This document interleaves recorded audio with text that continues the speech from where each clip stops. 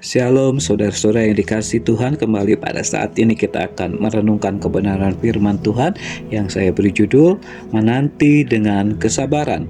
2 Petrus pasal 3 ayat yang ke-9 dikatakan demikian, Tuhan tidak lalai menepati janjinya sekalipun ada orang-orang yang menganggapnya sebagai kelalaian, tetapi ia sabar terhadap kamu karena ia telah menghendaki supaya jangan ada yang binasa, melainkan supaya semua orang berbalik dan bertobat. Mari kita akan berdoa. Bapa di dalam surga, kami siap untuk mendengar dan merenungkan firman-Mu. Berbicaralah kepada kami karena kami mau merenungkan, mengimani dan melakukannya. Di dalam nama-Mu Tuhan Yesus Kristus kami berdoa. Amin. Menanti dengan kesabaran. Saudara-saudara, saya punya pengalaman ketika mengantar istri pergi ke pasar dan saya tidak ikut masuk ke pasar untuk berbelanja. Saya hanya diam dan menunggu di mobil. Memang menanti istri agar cepat selesai berbelanja rasanya sangat lama, walaupun istri itu sudah berusaha cepat berbelanjanya.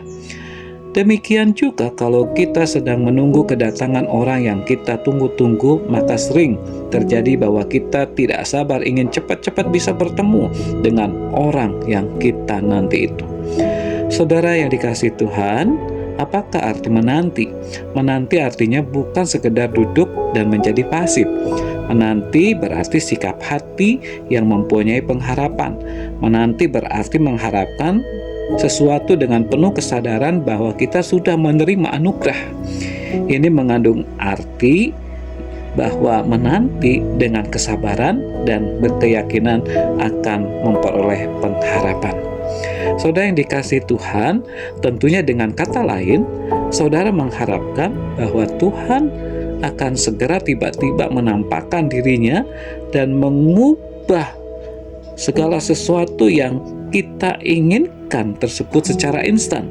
Itulah manusia. Segala sesuatu inginnya cepat, termasuk misalnya kalau sedang sakit, kemudian pergi ke dokter, dan saat itu juga ingin sembuh, bahkan sembuh total. Saudara yang dikasihi oleh Tuhan Yesus Kristus, sama juga seperti seorang jemaat yang datang kepada pendeta, minta didoakan, dan inginnya setelah doa itu selesai, semua permasalahannya ini juga selesai. Itulah manusia. Tetapi Tuhan mengajar kita untuk bersabar dalam menanti segala sesuatu, terutama dalam menghadapi penderitaan dan menanti tangan kuasa Tuhan Yesus bertindak. Yang menjadi pertanyaan adalah, mengapa kita perlu memiliki kesabaran? Jawabnya, karena Tuhan Yesus juga bersabar terhadap kita semua. Bahkan Ia tidak menginginkan kita, yaitu manusia itu binasa, melainkan beroleh hidup yang kekal.